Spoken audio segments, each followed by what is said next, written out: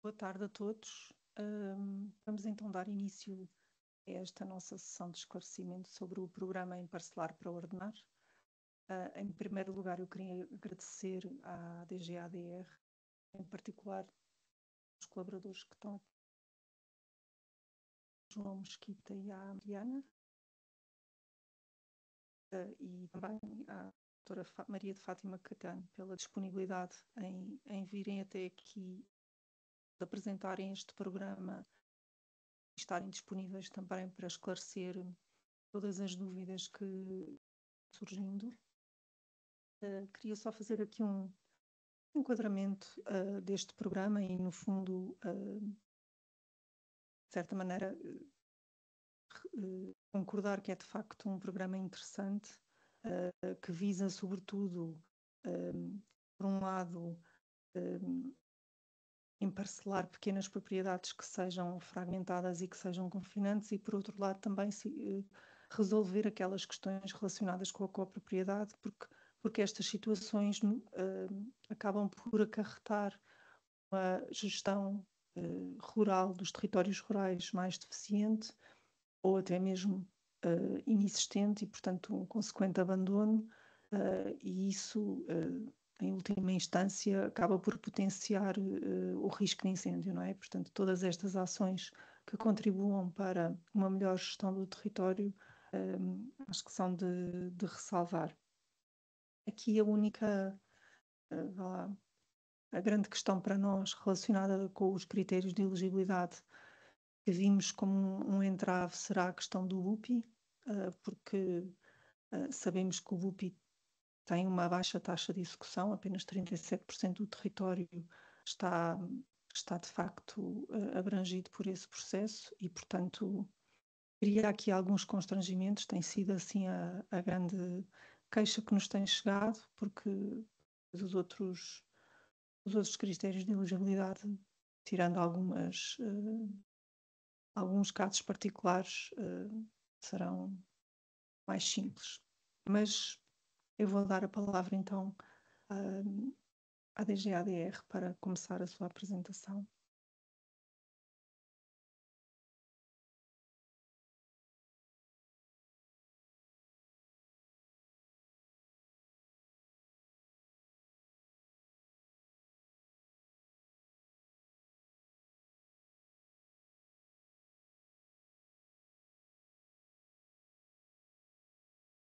Boa tarde a todos. O meu nome é Mariana Sardinha, venho em representação da DGADR. Vamos então fazer uma apresentação sobre o programa Em Parcelar para Ordenar. Relativamente a esta primeira parte da apresentação, vamos explicar o que é este programa, onde e quando se podem candidatar, que tipo de apoio está previsto por este programa, quem se pode candidatar e depois, resumidamente, uma síntese da submissão da candidatura.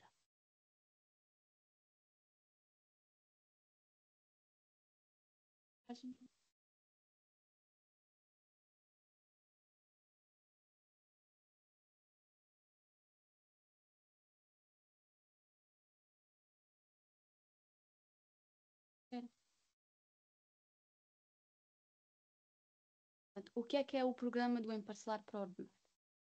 O grande objetivo deste programa é fomentar o aumento da dimensão física dos prédios rústicos, num contexto de minifúndio, contribuindo assim para uma maior viabilidade e sustentabilidade das próprias explorações. É dirigida aos proprietários singulares ou coletivos de prédios rústicos, prevendo apoios que promovam ações de emparcelamento rural simples.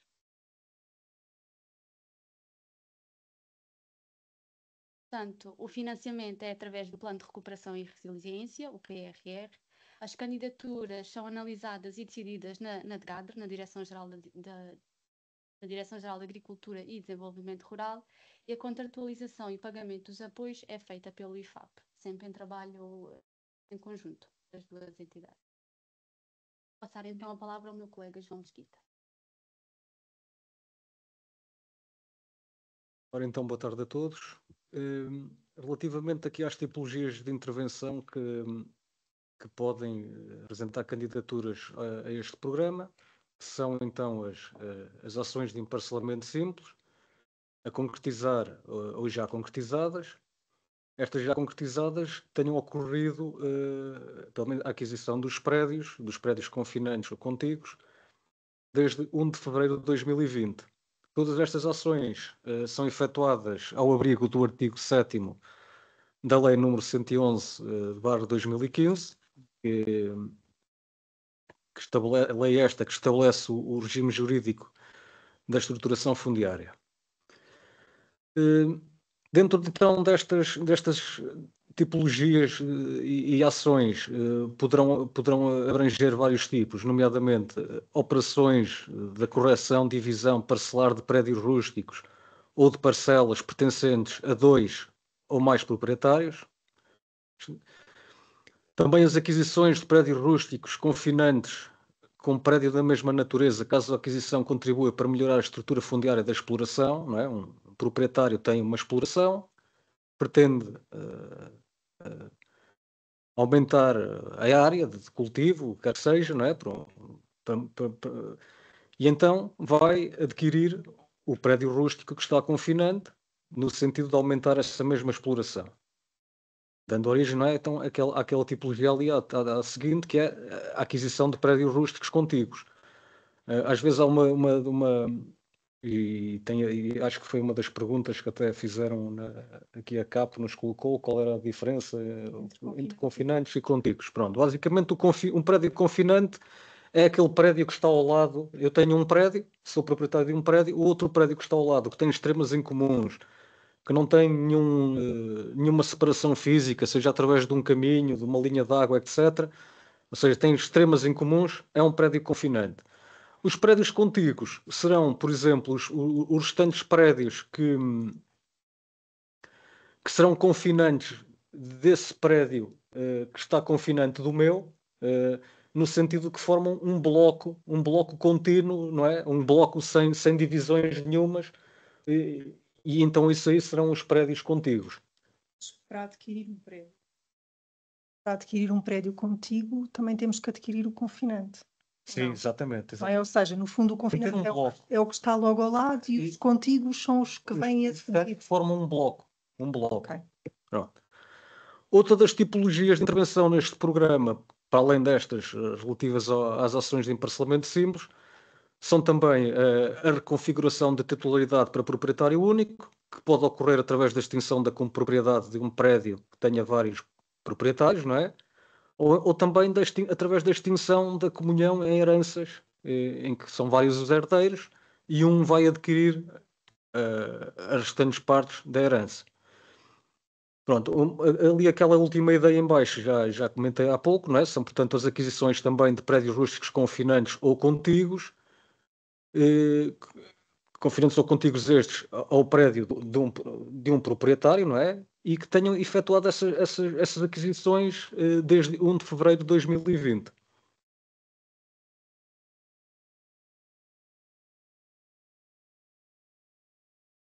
Ora bem, então agora passamos aqui ao ponto 2, que é onde e quando se pode candidatar ao programa.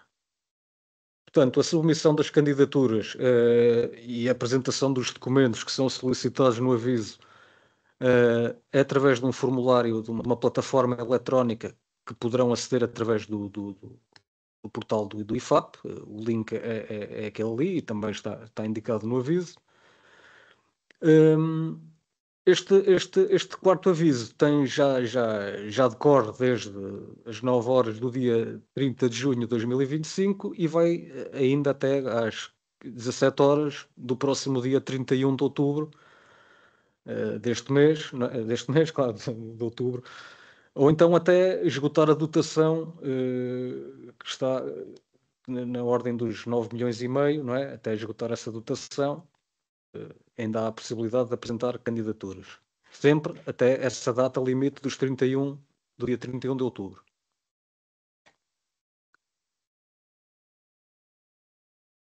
Relativamente a qual o apoio? Ora bem, então aqui o apoio será na forma de um subsídio não reembolsável, não é? Um subsídio a fundo perdido, sendo a taxa de comparticipação de 50% do valor elegível na candidatura. Valor elegível este, que será o valor mais baixo entre o valor que foi negociado para uma aquisição futura ou o valor que consta na escritura relativamente aos prédios que já foram adquiridos anteriormente, sendo que para além desse valor será na ordem dos 10 mil euros por hectare. Outra despesa elegível, para além desta relacionada com a aquisição dos prédios, será o valor do relatório do perito avaliador, que é obrigatório, e também tem uma taxa de comparticipação de 50%.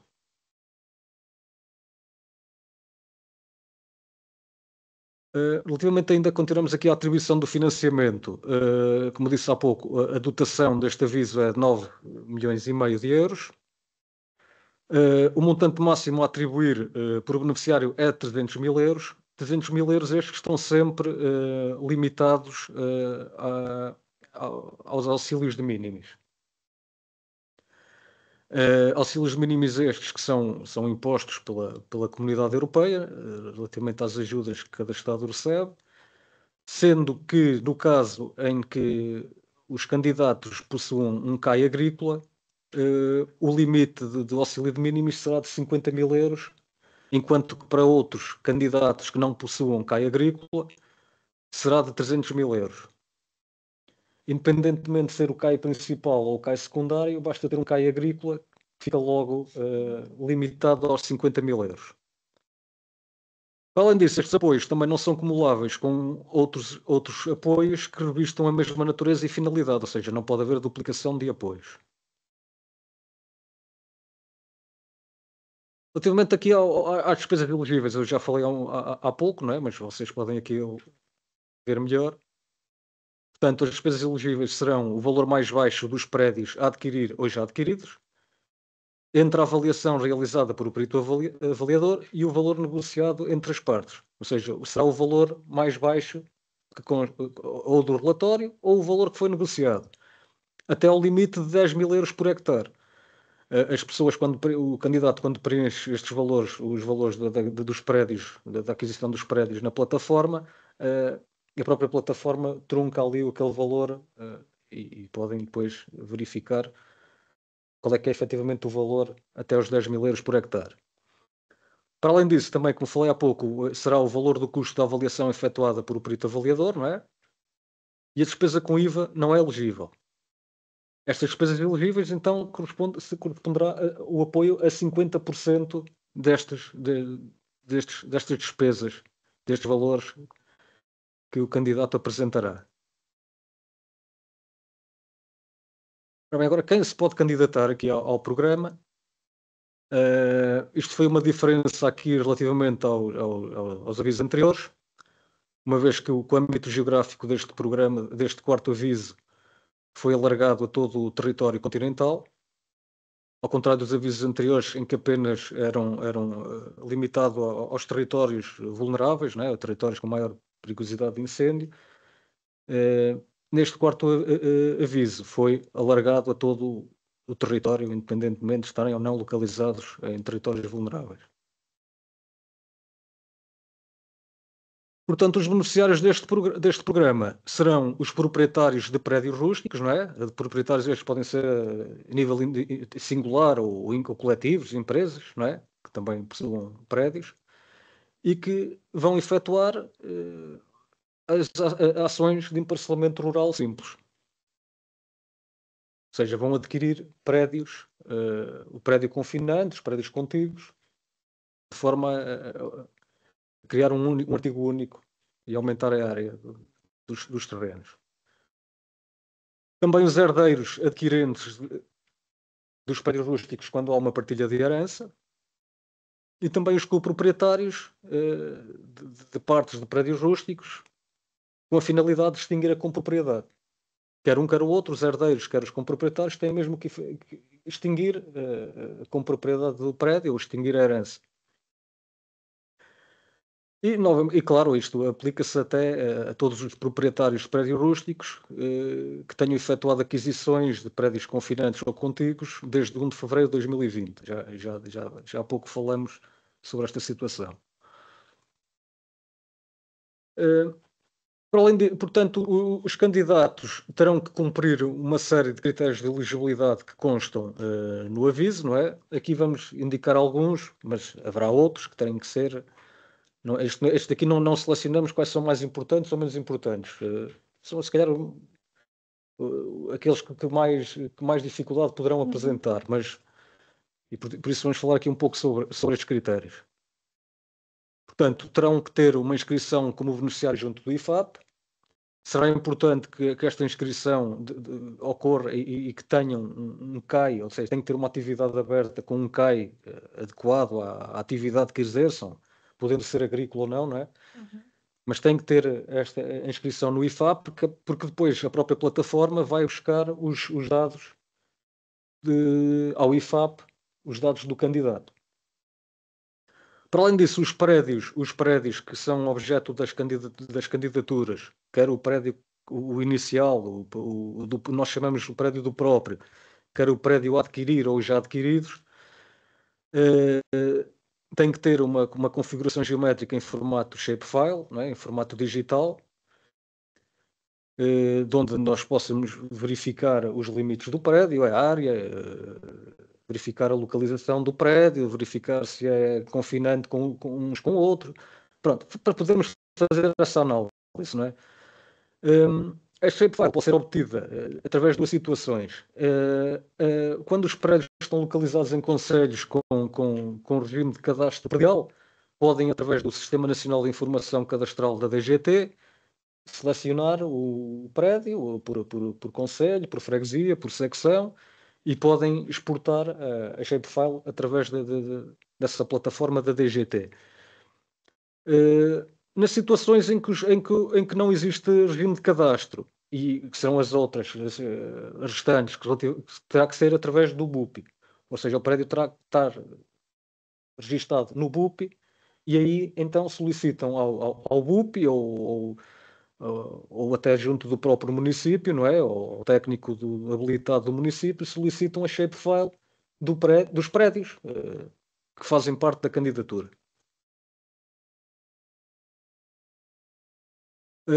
Entre outros dos critérios de elegibilidade, os prédios têm que ser os prédios que foram adquiridos ou que vão ser adquiridos, ou que foram adquiridos no passado ou que vão ainda ser adquiridos, têm que ser avaliados por um perito avaliador da lista oficial dos peritos avaliadores do Ministério da Justiça, apenas do Ministério da Justiça. Há uma listagem na internet, podem consultar e vêm aí e entram em contacto com um desses peritos para efetuar o serviço. E também é importante referir que o relatório deve ter sempre por base a área da shapefile. A área da shapefile que vem da DGT ou que vem do BUP. É sempre com aquela área. Não é a área das cadernetas prediais, nada disso. Porque costuma haver às vezes discrepâncias. Tem que ser a área que consta na shapefile. A área é esta que ao fim e ao cabo, acaba por ser objetiva, porque dá para verificar facilmente qual é a área do prédio. Também, para além disso, é importante que os prédios do comprador ou do candidato, os prédios apenas do candidato, neste caso, têm que estar inscritos no ICIP, no parcelário do IFAP. Os restantes prédios podem não estar inscritos, mas o prédio do candidato tem que estar obrigatoriamente inscrito no parcelário. Poderá estar no nome poderá estar a ser explorado por uma outra pessoa através de um contrato de arrendamento, comodato, o que quer que seja, mas tem que estar inscrito, porque depois nós lá vamos analisar se efetivamente aquele prédio tem uma parcela associada. Para além disso, e aqui este item que agora vou falar a seguir, este critério, foi um critério também novo em relação aos anteriores, em que obriga a que os prédios estejam classificados no PDM em solos rústicos ou rurais e em espaços agrícolas ou florestais ou equivalentes, porque isto o termo agrícola ou florestal pode mudar de município para município, ou em espaços naturais. Todos os outros prédios que estejam classificados com um outro tipo de solo não são elegíveis ao programa. Eventualmente poderá um prédio estar metade, uma parte do prédio poderá estar num solo, urbano, e o restante está no solo rústico. Neste caso, nós consideramos elegível, não é? Porque ele está classificado como solo rústico, apesar de ter uma parte como urbana. Mas todos aqueles que estão completamente fora de solos rústicos, solos rurais, e nestes espaços aqui que estamos a falar, não são elegíveis ao programa. Será para as ações de emparcelamento, com exceção da aquisição dos prédios confinantes ou dos prédios contíguos, que basicamente exato. Não, as heranças indivíduas não contam, não correspondem a ações de emparcelamento. É uma tipologia que foi inserida aqui no programa. Portanto, é necessário ter para todas as ações de emparcelamento que não seja a aquisição de prédios confinantes ou contíguos, será necessário uma aprovação do município, nomeadamente ações de correção de retificação de extremas, de extinção de encraves, de eliminação de servidões. Isso aí necessita de uma aprovação do município. Quando é a aquisição de um prédio confinante, não é necessário. Basicamente, a aquisição do prédio confinante será aqui o principal. A maior parte das candidaturas é o que vai acontecer. Bom, depois passamos aqui então uma síntese de submissão da candidatura, em que começamos ali no início, em que temos um candidato que tem o prédio do próprio, não é? O prédio que já tinha inicialmente, e vai adquirir o prédio confinante, ou já adquiriu, entretanto, o prédio confinante. O âmbito do programa é todo o território do Portugal continental. De seguida, ali no primeiro ponto, o candidato verifica se cumpre todos os critérios de elegibilidade, quer do candidato, quer da candidatura, e que constam no aviso. Se sim, vai ao passo seguinte, em que verifica se existe cadastro ou não existe cadastro. Se existe cadastro, retira a informação do SNIC, do Sistema Nacional de Informação Cadastral da DGT. Caso não, vai ao BUPI. Isto tudo no sentido de obter, então, a shapefile dos prédios que estão envolvidos na candidatura. Com essa shapefile e com as áreas que constam nessa shapefile, contrata ou solicita os serviços de um perito avaliador do Ministério da Justiça. De seguida, reúne toda a restante documentação que consta no aviso e submete a candidatura. Pronto. Então aqui, depois estamos aqui para caso pretendam mais informações, poderão entrar em contato connosco com a DGADR, através daqui do e-mail emparcelar.ordenar@dgadr.pt. Outras questões também que queiram colocar e que podem ser da competência do IFAP, também poderão, através daqueles e-mails que estão ali indicados, ifap@ifap.pt ou emparcelar.ordenar@ifap.pt. E também poderão obter alguma informação sobre o programa no site do PRR. Pronto, portanto, terminam por aqui a apresentação daqui do programa.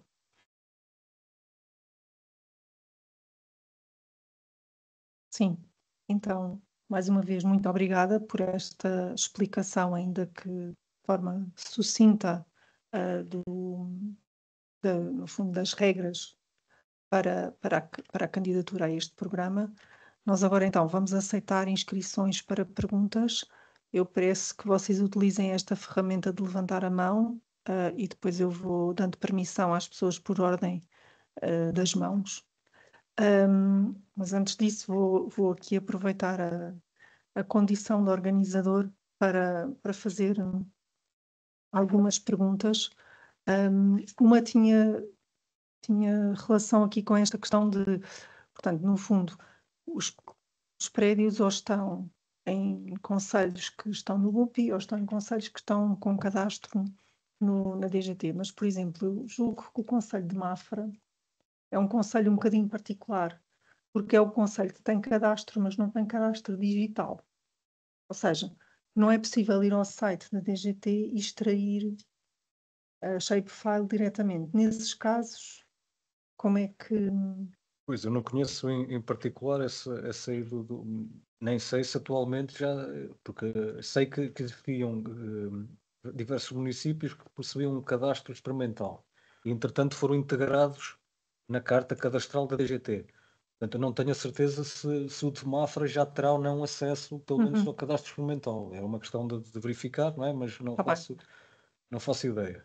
Isto porque, por exemplo, houve um programa, neste caso do Ministério do Ambiente, do Fundo Ambiental, que era o Floresta Ativa, que também era semelhante, não é? Ou seja, para a pessoa se candidatar, tinha que enviar uma shapefile via UPI ou via cadastro digital, e de facto em Mafra não era possível ter essa shapefile automaticamente. Mas eles, no próprio município, teriam depois acesso? Não, as pessoas que estavam no Conselho de Mafra não se podiam candidatar ao programa. Por isso é que eu agora me lembrei dessa questão. Pois, Mas depois até é uma questão de verificar eu se posso tem. enviar um e-mail e depois vocês podem responder formalmente. Pronto, havia aqui uma dúvida em relação à terminologia ou o que é que significava confinante e contíguo, mas isso também já vimos, já responderam a essa questão. Por exemplo, no caso de haver uma herança que tem prédios rústicos e que dentro do prédio rústico existem construções, não é? Ou seja, a avaliação A vai avaliação, ter o terreno e a sim, construção. mas o âmbito então, o âmbito do programa são os prédios rústicos. E a avaliação vai ser sobre o prédio rústico e o apoio vai ser incidir sobre o prédio rústico. Bens que estejam lá, etc., não entram na Ou seja, no inflação. fundo, a entidade singular ou coletiva vai comprar o prédio e as construções e o apoio incide sobre o prédio. Sobre o prédio, exatamente. Ok. Ou seja, na escritura depois tem que haver uma distinção entre. Normalmente até estas construções até estarão identificadas num prédio urbano, não? Algumas das vezes. Pois, Mas, acho sim, que nem sempre pois, estão. mas o relatório do perito tem que, por exemplo, o relatório do perito, neste caso, terá que incidir sobre a parte rústica, o prédio rústico. Uhum. Construções, O etc. terreno, não é? Exatamente, o terreno. Construções, etc., não faz parte do âmbito aqui deste programa. Ok. E depois, por exemplo, uma situação em que temos uma questão de copropriedade e alguns dos coproprietários são desconhecidos, não é? Ou seja, a pessoa só tem possibilidade de comprar Ok. a alguns dos coproprietários, não Pois. é? Depois há aquela figura de destacar ou de separar aquilo que... Sim, sim, aqui novamente, lá está, uma das tipologias do programa é a extinção da compropriedade. Comprando apenas uma parte, ele não vai extinguir a compropriedade. Portanto, não é elegível. Está bem. Depois havia aquela questão do que era as ações, a autorização das câmaras Sim, em relação às ações sim. de emparcelamento. No fundo, isso ou seja, está tudo fora dessas autorizações. Eu não percebi muito bem quais são as situações em que é necessário essa Ok. autorização dos... Quando se tratam de aquisições de prédios confinantes ou contíguos, não é necessária a declaração. A declaração será necessária quando, por exemplo, numa extinção um prédio que esteja encravado e que vai ficar emparcelado com outro, aí terá que haver uma autorização do município. Retificações extremas, que às vezes há extremas, um prédio pode, sei lá, o prédio pode ter uma linha de água, não é? A separar e pertence ao mesmo prédio, e se calhar aquela parte já está junto a um outro prédio de um outro proprietário, e se calhar até convém que aquela parte que já está do lado lá do rio, por exemplo, da linha de água, seja emparcelada com o proprietário que está logo ali ao lado. Sim. Nesses casos aí em que se verifica que vai existir uma melhoria da estrutura fundiária dos terrenos, terá que ser necessária a tal declaração do município. E se essa declaração tiver um custo, esse custo não é elegível? Não. Aqui o elegível são os valores, aquelas despesas que falei há pouco, não é? o valor da aquisição, juntamente com o valor do serviço relatório do do perito perito avaliador. avaliador. Ok. Também tínhamos aqui uma questão que era, no fundo, vocês frisaram bem que a área que vai ser objeto da avaliação do perito avaliador tem que ser a área que está na shapefile, Sim. não é? E é essa área que depois também vai ser escriturada, não é? E que estará no Sim, contrato sim. de promessa. Pronto. Se houver alguma diferença entre essas áreas, vocês interferem a candidatura, não é? Ou seja, fica logo. Sim, nomeadamente no relatório do perito, até o próprio aviso diz que caso haja divergência de áreas, a candidatura é recusada.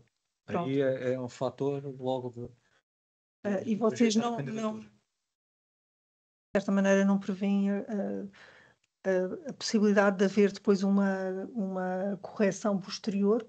Não. O que está submetido é o que está submetido. Ok. A partir daí não há. Poderão depois, lá está, como isto agora já está um bocado a aproximar-se do fim, não é? Mas, por exemplo, sei lá, candidaturas que estejam indeferidas, por esse motivo, poderão apresentar os candidatos uma nova candidatura, já com tudo isso ratificado. Mas aquela candidatura foi indeferida. Apresentou uma nova. Ok, está bem. Pronto, então eu, pelo menos, daqui das perguntas que nos fizeram chegar e de perguntas também de dúvidas que eu tinha, já não tenho mais nenhuma, portanto, vou dar a palavra ao Afonso Barreiros. Portanto, eu vou permitir o microfone, depois vocês no vosso computador têm que carregar no microfone para poderem falar. Obrigada. Viva, muito boa tarde, muito obrigado pela palavra. Eu realmente tinha uma questão relativamente ao preenchimento do formulário em causa. Estando perante, digamos, parcelas que são propriedade de uma entidade, no entanto estão cedidas a terceiros. Temos realmente a dificuldade em termos de adicionar a parcela no próprio formulário, porque ela efetivamente está registrada no IFAP, mas não em nome do proprietário. E, portanto, devemos adicionar a parcela com a função que esteja registrada no IFAP ou de forma como se estivesse registada. Obrigado. Isso é relativamente à submissão da candidatura, não é? Daquilo que eu percebi. É como eu digo, pronto, a parcela que pertence ou que diz respeito ao prédio do candidato tem que estar registada no IFAP, seja no nome do candidato ou do nome de quem quer que seja que explore essa parcela relacionada com esse prédio. No entanto, tem ali a própria plataforma tem uma opção que agora não sei de cor, mas diz qualquer coisa como registar parcela não inscrita no IFAP. Acho que é assim adicionar parcela não registada. Não registada, pronto, exatamente. E então o candidato aí pode, de certa forma,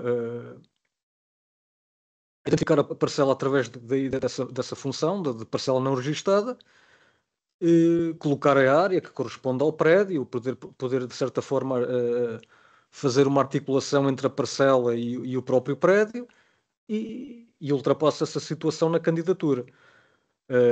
Aqui o que é exigido depois, que é uma das condicionantes do candidato, no caso da candidatura ser aprovada, terão depois 12 meses para, junto do IFAP, atualizar toda essa informação, quer relativa à titularidade dos prédios, quer relativa à delimitação do parcelário. Mas isso lá está, terão 12 meses para lá da candidatura para poder efetuar isso.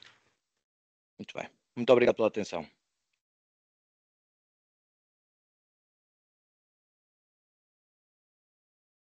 Temos aqui o Paulo Cruz, já pode ligar o seu microfone. Olá, muito boa tarde. Paulo Cruz da APAS Floresta. Eu tinha só mais duas perguntas, é mais do entendimento mesmo do texto. No caso da tipologia de intervenção, no ponto 2, que é as aquisições de prédios rústicos confinantes ou contíguos já concretizados, com escritura realizada desde 1 de fevereiro de 2020. Portanto, então basta uma pessoa, neste caso, comprar um prédio rústico confinante e vai ter depois direito, ou neste caso, àquele apoio e as despesas estão incluídas, certo? Assim, caso seja proprietário de um prédio confinante a esse que adquiriu, poderá candidatar-se. Caso não seja, não poderá. Acho que Ok. é essa. Sim, era mais essa a questão. Ok. Depois, a segunda dúvida, era no ponto das despesas elegíveis. Uhum. Era mais a parte da comparticipação dos 50%. Este 50% é o total, portanto, do custo da avaliação efetuada por um perito avaliador e também da própria compra do prédio de valor mais baixo, certo? É o Sim, total de sim, tudo. sim. Sim, é o total tudo. Sim. Ok, certíssimo então. Ok, pronto, muito obrigado.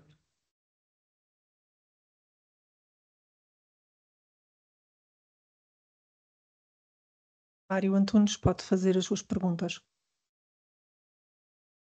Muito obrigado e boa tarde. São duas perguntas rápidas e têm a ver com as candidaturas já aprovadas. Nós já fizemos algumas e que já têm parecer favorável. Agora estamos aqui numa outra fase que tem a ver com a submissão dos documentos pós termo de aceitação ou pós aprovação. E tem a ver com uma situação em concreto, que uma das condicionantes é promover a inscrição do ónus de não fracionamento na, na, na certidão. E os notários aqui desta zona não sabem bem como é que isto funciona. Ou pelo menos com quem temos falado não sabem bem como é que isto funciona. Isto tem por base alguma regulamentação interna, alguma legislação, só para eu os poder esclarecer sobre isto. E aproveitando também a oportunidade de perguntar também, relativamente a estas candidaturas que já temos aprovadas, a submissão dos outros documentos, nomeadamente a junção em artigo único e o parcelário, esta apresentação no IFAP é feita através de que plataforma? Ou seja, porque nós até aqui temos trabalhado com a plataforma do eFundos. No IFAP trabalhamos em que zona, diria assim? Muito obrigado. Pronto, então é o seguinte, relativamente à primeira pergunta do ónus não fracionamento, é assim, para situações de emparcelamento simples que vão ainda ser concretizadas, efetivamente, no registro predial, a conservadora vai inscrever esse ónus de não fracionamento dos prédios, Ou porque seja, efetivamente estamos a falar resultou, de situações em que já aconteceram, não é? mas relativamente aos prédios que já adquiriu. Exato. No fundo, vamos lá ver, como esta medida é uma medida que tinha uma elegibilidade retroativa, Exatamente. Sim. há casos em que eles depois acabaram por juntar tudo no mesmo artigo, que era uma das obrigações, criar uma nova certidão do prédio, que também já aconteceu, e agora é preciso, a única coisa que falta é, na certidão, dizer que há um ónus de não fracionamento. E é essa a dúvida que eles têm neste momento, como é que isto se faz? Ou seja, eles já efetuaram as ações de emparcelamento, não é? Exato. E depois não ficou inscrito esse ónus Isso na mesmo. conservatória. Isso mesmo. Pois, isso é uma questão que... Assim, eu não sou jurista, não é? E agradecia, se calhar, vamos apontar, se calhar, esta... Mas se calhar, se levarem este aviso de abertura do concurso, em que tem lá, no fundo, a referência a que é necessário averbar esse ónus, porque eu percebi que, no fundo, é uma dificuldade do conservador ou da conservadora, não é? Não sabem como fazer. Não sei, é só uma sugestão. Não... Eles conhecem o aviso, eu já lhe entreguei. Eu vou tentar, agora numa segunda fase, fazer o quê? Levar o decreto-lei que está lá no termo de aceitação das candidaturas que já estão aprovadas, porque faz lá referência a um decreto-lei, ver se com isso eles conseguem inserir. O que me dizem é, epá, nós não podemos meter aqui na conservatória, não podemos meter aqui no registro o que qualquer um bem entende. Eu também percebo isso. Agora, se isto está exigido, é porque está previsto. Se está previsto, eles têm que se adaptar. Mas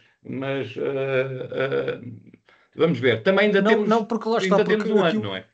Aqui o que muda aqui um bocado essa situação relativamente a essa inscrição do ónus não fracionamento é isso que falou há pouco, que isto já foi relativo a aquisições efetuadas no Feitas. passado, não é? Exato. Porque as aquisições futuras em que efetivamente vai existir ali um emparcelamento simples, eles aí terão que inscrever esses ónus. As do passado, e também assim, uma das condicionantes das do passado, e até mesmo quando eles não colocarem lá esses ónus, não sei, depois pode consultar no aviso, eu até tenho aqui aberto a página 13 do aviso, em que fala das obrigações dos beneficiários finais, em que na linha B do ponto 3 fala da configuração de titularidade para proprietário único ou a aquisição de prédios confinantes ou contíguos, ou seja, isto remete aos que já foram adquiridos anteriormente, em que 15 anos após a constituição do artigo matricial único, terão que apresentar na DGADRE um código de acesso à certidão permanente do registro predial, de forma a podermos, daqui por 15 anos, não é, confirmar que o prédio não foi fracionado. Apesar de não constar o ónus na certidão permanente. Eu vou enviar este decreto para os conservadores para ver se daqui resulta alguma evolução. E depois, então, era outra pergunta, era relativamente à submissão de documentos, não é? Ao fim dos... Agora, neste ano seguinte, no portal do IFAP, em que zona? Não, terá que apresentar junto da DGADRE, ou o que for necessário, terá que apresentar junto da DGADRE, comprovar junto da DGADRE.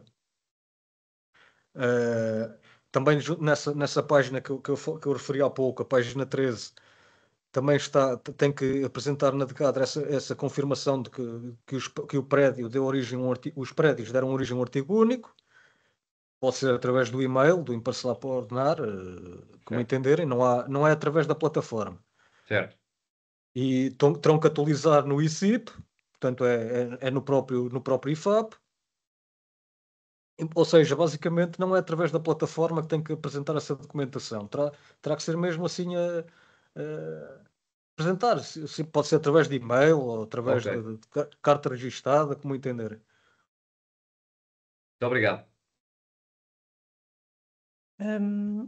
Eu agora vou passar aqui às perguntas que estão na conversa e depois então dou a palavra à Teresa, que é a próxima pessoa que tem aqui a mão no ar. Temos aqui uma pergunta de um senhor Luís Miguel Henriques, que diz que tem vários prédios que ficam entre as minhas propriedades e que já têm o BUPI feito. Posso concorrer para adquirir essas propriedades uma vez que sou particular? É que sim, não é uma propriedade particular. Sim, é proprietário de prédios confinantes, não é? E poderá concorrer. Em parcelamento com mais de 25 anos, isso eu diria que não é elegível porque é só a partir de 2020, não é? Sim, exatamente. Ok. Depois temos aqui o senhor João Marques. As escrituras são sempre efetuadas com base em cadernetas existentes. Verifica-se agora existirem diferenças de áreas entre o que está inscrito na compra e o shapefile, como se obvia esta questão. Aqui nós não estamos a exigir que atualizem as áreas nas cadernetas nem nas certidões. Nós apenas referimos que o relatório do perito é que tem que ter por base a área que consta na shapefile. Não tem que alterar cadernetas nem nada disso. Poderão depois atualizar, se assim entenderem, não é? Porque ao fim e ao cabo será uma área mais real do que aquela que eventualmente poderá constar na caderneta predial ou na certidão permanente. Ok. A área resultante do emparcelamento terá de ter um máximo de 30 hectares. Uma candidatura pode ter 2 ou mais parcelas de 30 hectares. É esta aqui.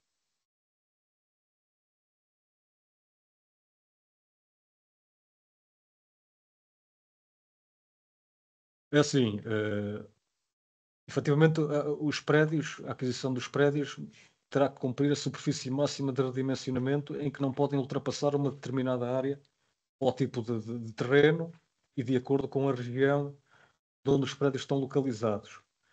Nesse sentido aí, em que uma candidatura, sei lá, tem que ter um máximo, não é? Ou seja, daquilo que eu estou a perceber, teria uma candidatura em que os prédios unificados dariam 30 hectares e depois outra candidatura de onde teriam também outros 30 hectares. Neste caso não é elegível. Não é elegível porquê? Porque efetivamente aqui não está a contribuir para a melhoria da estrutura fundiária dos prédios, porque os prédios, uma vez que já estão todos, já pertencem todos ao mesmo proprietário, eventualmente, estaria, de certa forma, a dividir duas candidaturas. Assim, não estou também a entender muito bem a pergunta, mas eu acho que é por aí. Em que, ou seja, tinha uma candidatura que tem duas mais parcelas de 30 hectares. Acho que basicamente era isso, é ter dois blocos, um com 30 hectares e outro. Mas uma pessoa pode, no fundo, candidatar-se com dois conjuntos, entre aspas, de emparcelamento, ou não? Ou seja, por exemplo, Não, teria se não fossem sido localizados, se estivessem localizados em locais diferentes. Exato. Em locais diferentes. Eu tenho uma parcela na freguesia X e uma na freguesia Y. Na freguesia X compro os confinantes à minha parcela, na freguesia Y compro os confinantes. Exatamente. E apresento uma candidatura com estes dois processos. Uma numa freguesia e a outra será na outra freguesia. Sim, nesse caso sim. Pronto. Acho que era essa. Não sei muito bem se é esta a questão. Pronto, se o Sr. Manuel Cardoso... Mas depois, se o Sr. Manuel Cardoso entender, agradecíamos que enviasse um e-mail para a DGADR a poder explicar um bocadinho melhor, que depois lá analisamos e responderemos. Ok, então agora vou dar a palavra à Teresa, da Tobii Forest. É só ligar o microfone. Olá, boa tarde. Obrigada por esta oportunidade. Eu gostaria de colocar a seguinte questão. Um comprador que faz várias escrituras pode ter só um relatório do perito avaliador? Poderá, desde que o relatório discrimine os prédios, um por um. Um por um. Sim. E prédios em que não estejam registados no Conservatório do Registro Predial, mas que haja as cadernetas prediais das finanças, são elegíveis? É assim, um dos documentos obrigatórios é a certidão permanente do registro predial. Okay. Terá que apresentar sempre. Até mesmo para efeitos de transações e tudo, é um documento que acho que é fundamental de existir, não é? Não sei se podem fazer transações de prédios ou de quer que seja sem existir uma certidão permanente. Não tendo essa certidão permanente, não será elegível. Ok, obrigada.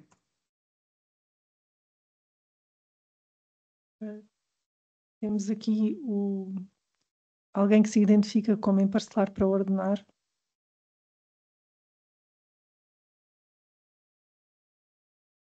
Basta ligar o microfone. Então, se não falar, eu passo a palavra à Patrícia Matos. É só ligar o microfone. Olá, boa tarde. Eu tinha aqui algumas dúvidas para começar já em relação aos documentos. Sendo um dos documentos obrigatórios a certidão da Conservatória do Registro Predial, pergunto se é possível apenas a certidão simplificada. Não, terá que apresentar uma certidão permanente válida, com código e tudo isso. E válida. Sim, mas não deixa de estar válida. É tirada do portal online. Sim, mas o aviso solicita a certidão permanente. Certidão da Conservatória do Registro Predial. Pronto, e esta que eu estou a falar é uma certidão do Registro Predial simplificada. Sim, mas eu acho que aqui a questão é que não é certificada, não é? Essa que estás a falar, Patrícia, sim, é uma que não é certificada. Certo. Até acho que vem lá assim uma... Sim, está em marca d'água a dizer que não é certificada. Sim, exatamente, tem. Não é possível essa? Não. Ok. Numa situação em que é possível emparcelar apenas 2 prédios quando existem mais prédios do mesmo proprietário contíguos? pode emparcelar mais do que 2 prédios? É essa a Não, questão? imaginem que eu tenho vários prédios, mas eu só quero emparcelar 2 deles, ou seja, só quero emparcelar um a adquirir com um que já tenho. Não é Sim. obrigatório eu emparcelar com os outros prédios que já são meus. Não é obrigatório, mas por todos os efeitos, a própria Lei 111, no artigo 50, fala sobre a anexação dos prédios, que eu até vou abrir aqui, da anexação dos prédios contíguos, caso os prédios, a área global, a área total desses prédios seja inferior à unidade de cultura, as finanças têm que anexar esses prédios todos e unificar num só. Caso não, poderá ser a pedido do proprietário. Portanto, lá está, poderá, mas tem que ver as áreas que os prédios têm, se Certo, a minha cumprem com questão a aqui unidade de cultura. prende-se com o facto de, se eu juntar todos os prédios que já tenho e o prédio 1 que pretendo adquirir, já vai ultrapassar a unidade mínima de cultura e, portanto, a ideia para também conseguir emparcelar com esse prédio novo a adquirir seria efetivamente, portanto, emparcelar 2 apenas. Sim. É possível? Eu acho que é possível. Lá está, eu também não sou jurista, não é? Isto já é mais uma questão jurídica, mas é assim, mas os prédios todos, independentemente, há que ter atenção que os prédios, independentemente de serem artigos, ter um artigo, ter um artigo, outro ter outro, por exemplo, sei lá, já vamos entrar aqui numa discussão um bocado, por exemplo, para efeitos de fracionamento, considera-se que é a área total, ou seja, os prédios na sua totalidade, por exemplo, está a entender? Caso Sim. depois pretendesse fracionar esses prédios, e de acordo até com o Código Civil, é a área total, independentemente de ser constituída por um artigo predial, ou 2, ou 3, ou quer que seja. Aqui ao programa, também de facto, no programa aqui não limita essa questão, relativamente à pergunta que está a fazer, não limita que se pretendem parcelar apenas um prédio ou 2, isso aí o programa não limita. Ok. Depois poderá ter atenção noutras situações, que fora do programa, não é? Não corresponderão ao programa, e ter essa situação sempre presente, que o que conta é a área na globalidade que pertence ao mesmo proprietário, independentemente de ser constituído apenas por um prédio, 2, 3, o que quer que seja. Ok.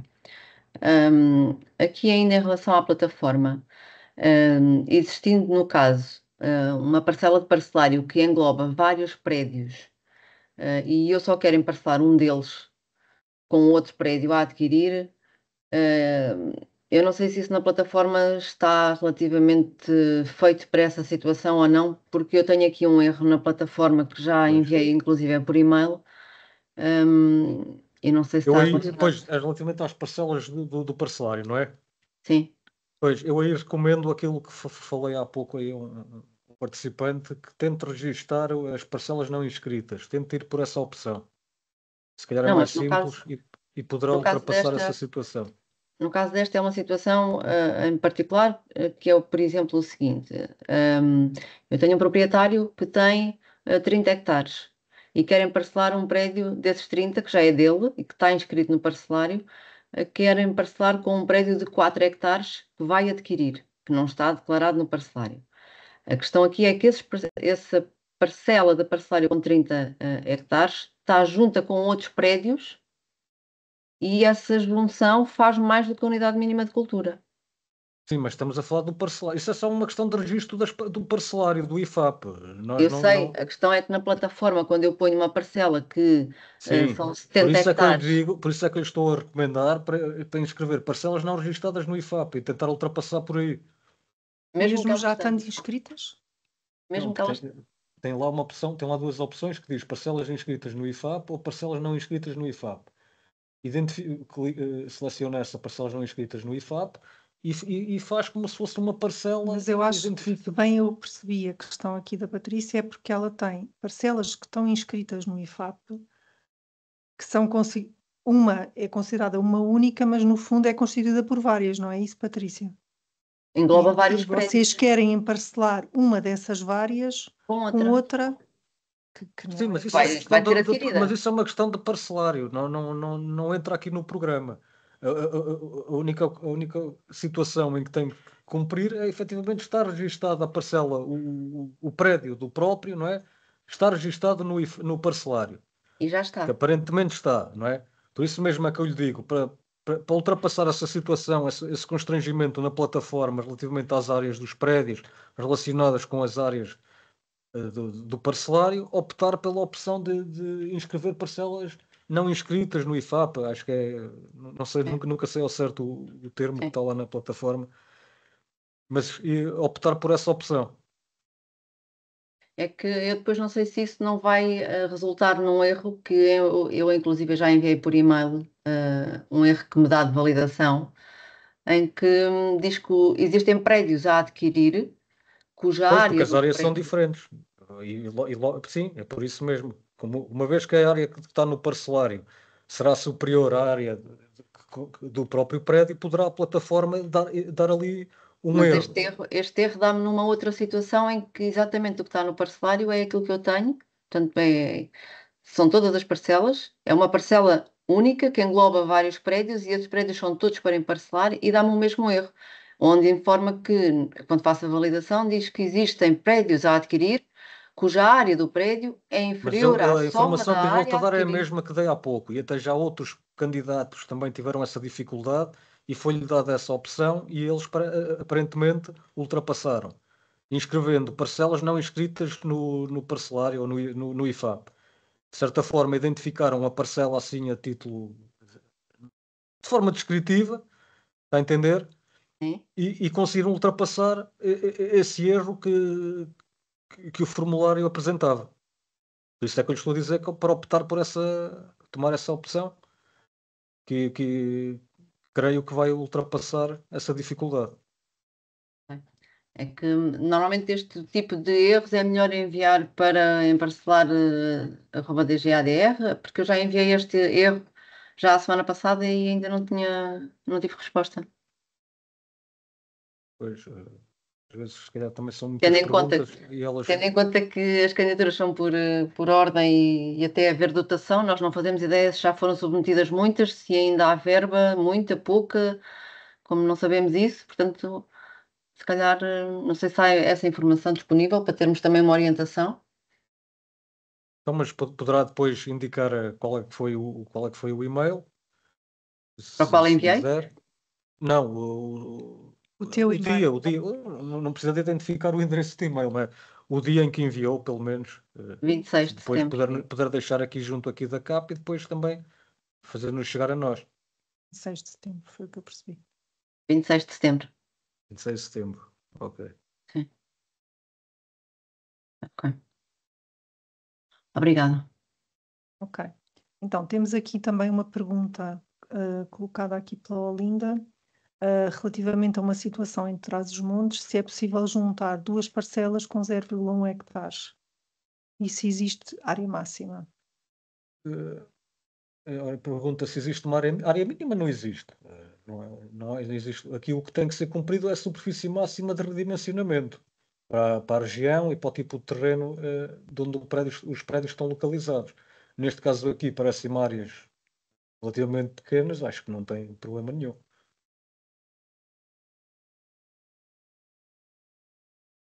Ok. Depois temos aqui uma pergunta do Miguel Monteiro. O aviso número 4 define que o limite máximo no auxílio de mínimos é de 50.000 euros para empresas com CAI agrícola e 300.000 euros no caso de empresas com CAI não agrícola. E no caso de empresas com CAI agrícola e não agrícola, qual é o limite máximo? É 50.000 euros, uma vez que tenha, independentemente de ser a atividade primária, né, principal ou secundária, tendo um CAI agrícola, será sempre o limite dos 50.000 euros. Okay. Depois, há aqui uma outra pergunta que diz: possuo vários prédios, alguns são confinantes e outros são contíguos. Qual a opção a escolher na candidatura? Tem. Eu acho que isto Também. deve ser um coisa da plataforma. Aquisições para rústicos confinantes com pedras não é. Sim, poderá optar por essa aí. E tem, acho que depois tem outra à frente. Sim. Tinha duas. as imagens agora. Exato. Acho que é igual, parecia, não? O outro é rústicos ou contíguos já concretizadas. Pronto, ou seja, se trata relativamente a aquisições que já foram efetuadas, será aquela a primeira que fala de 1 de fevereiro de 2020. Caso sejam aquisições que ainda vão ser concretizadas, poderá optar pela outra.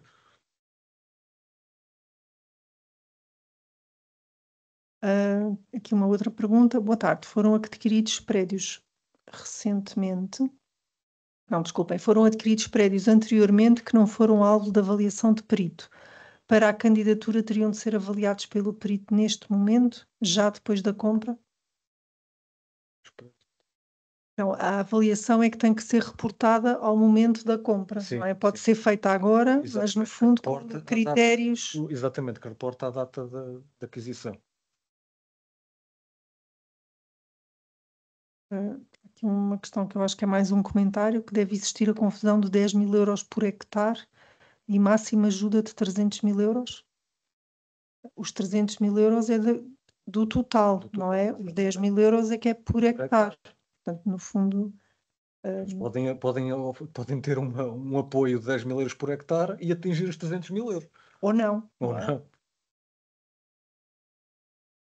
Foram sendo adquiridos vários pequenos prédios e totalizam cerca de 80 hectares. Mas como o máximo é de 30 hectares, posso ter várias na mesma candidatura?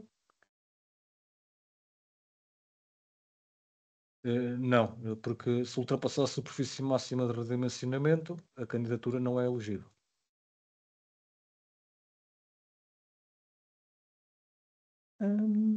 Aqui uma questão do Pedro Pimenta que eu não percebo muito bem. A questão será em zonas infraestruturadas onde já existiu emparcelamento físico no passado, estão abrangidas por esta medida?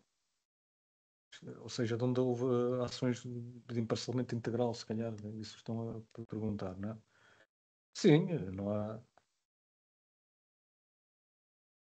Não tem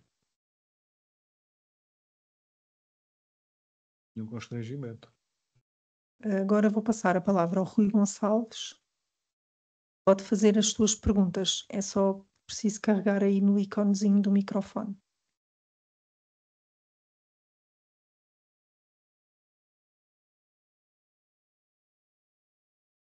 Rui Gonçalves. Vou passar então a Lourdes Cardoso. Pode falar. Sim? Sim, Está-me a pode ouvir? falar. Estamos a ouvir perfeitamente. Peço desculpa, era só que não estava a conseguir ligar. Pronto, boa tarde. Era só 3 pequenas questões de esclarecimento. A primeira diz respeito à questão das operações que têm que ser aprovadas pelos municípios. Fiquei sem perceber muito bem que tipo de operações é que estamos a falar, já que os terrenos contíguos e confinantes não parecem necessitar da aprovação municipal. E pega com a segunda questão, é que há um ponto onde diz quando se quiser obter isenção de IMT, tem que se ter esse parecer das câmaras municipais. Portanto, se pudesse esclarecer esta questão dos pareceres da Câmara, agradecia. A segunda questão autónoma é sobre os prazos das candidaturas. Está quase a termina este mês. O prazo é muito curto para terminar todos estes procedimentos. Há alguma hipótese do prazo vir a ser prolongado até ao fim da dotação orçamental ou este prazo é mesmo fixo? Muito obrigado. Vou já começar aqui pela última questão. Não tenho conhecimento que o prazo vá ser prolongado. Não faço ideia se vão prolongar o prazo ou não. Portanto, em princípio não será prolongado, mas lá está, não faço ideia.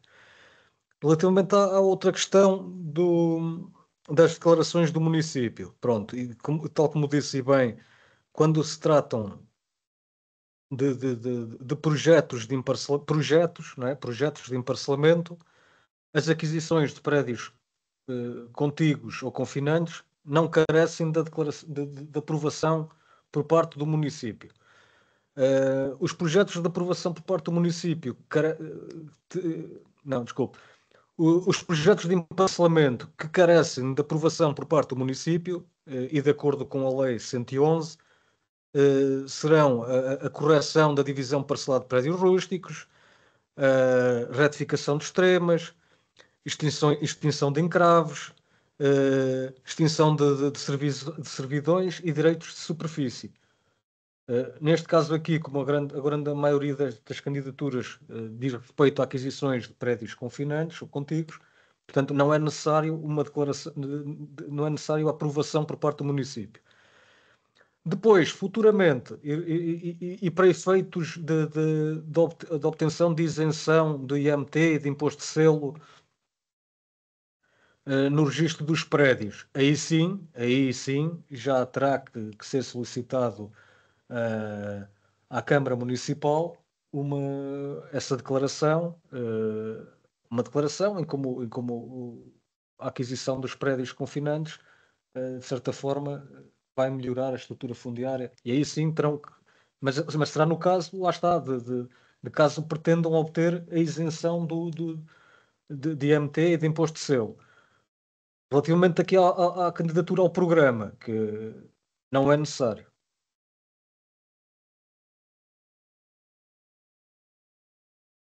Ficou esclarecido?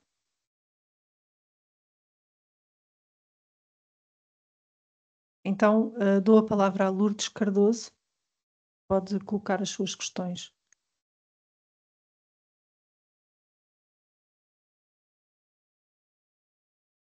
Basta carregar aí no ícone que diz microfone, que está no canto superior direito do seu ecrã, em princípio.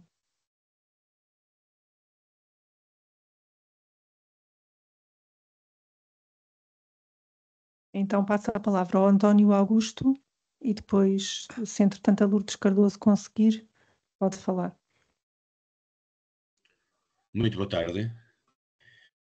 Eu tinha aqui duas questões para colocar. Uma delas foram adquiridos durante este ano de 2025 vários terrenos contíguos, mas todos numa mesma escritura ao mesmo tempo. E não havia nenhuma parcela contígua a esses artigos que foram adquiridos. Há possibilidade de fazer uma candidatura ou não? Não, nessa situação não, uma vez que adquiriu os prédios todos no mesmo dia, não era proprietário de um prédio confinante a esses que adquiriu nesse mesmo dia, não é? Não há possibilidade de aferir que era proprietário adquirente. Certo. Sendo que já haveria uma outra situação também que se prende, que foram comprados vários artigos, portanto ao longo, acho que o primeiro já não me recordo, ou em 21 ou em 22, e depois foram comprados outros artigos contíguos a esse. Portanto, o primeiro seria aquele que foi adquirido, portanto que faz parte do proprietário, e Exatamente. Os outros seguintes podem... Exatamente, candidata-se, inscreve como prédio do próprio, neste caso, o primeiro que adquiriu, e esse não vai receber apoio, não é? Não tem direito ao apoio, terá o apoio para os que adquiriu posteriormente. Esse prédio. Sim. Ok, obrigado. Lourdes, consegue ligar o seu microfone?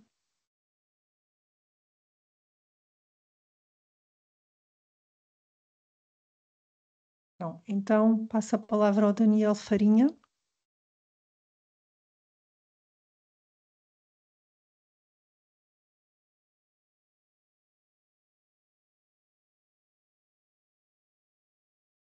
Se o Daniel não consegue, então passa ao Rodrigo Fernandes e depois voltamos aqui a estas duas pessoas que estão com algumas dificuldades. Rodrigo, pode falar. Boa tarde, estão-me a fazer ouvir? Sim. Perfeitamente. É que eu estou em condução, mas vou tentar colocar a minha questão. Portanto, é o seguinte, na minha família, em 2020, portanto, na data posterior à retroatividade deste aviso, adquirimos numa herança aberta um prédio rústico contíguo a um outro que já era da herança. Portanto, enquadra-se perfeitamente aqui no vice-candidatura. Contudo, cerca de um ano depois foram feitas partilhas e esses 2 prédios calharam um dos herdeiros, continuam os 2 no mesmo nome, mas deixaram de ser da herança e passaram a ser de um dos herdeiros dessa herança.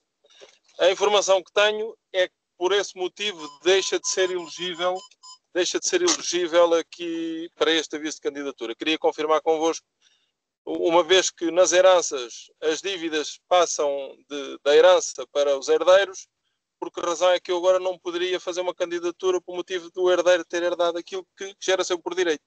Obrigado. Aparentemente está-me a falar de uma que herdou, não é? Ou seja, não houve uma transação. Sim. Pronto, então herdou, não houve uma transação. Não, Uma coisa era ter houve... adquirido as restantes partes aos outros herdeiros. Neste caso, herdou, não houve uma transação monetária, assim, por assim dizer, não é? Não houve uma aquisição. Houve uma transação por parte da herança. Sim, da herança, mas não houve. Mas aqui o que nós estamos a falar de transações sobre os prédios.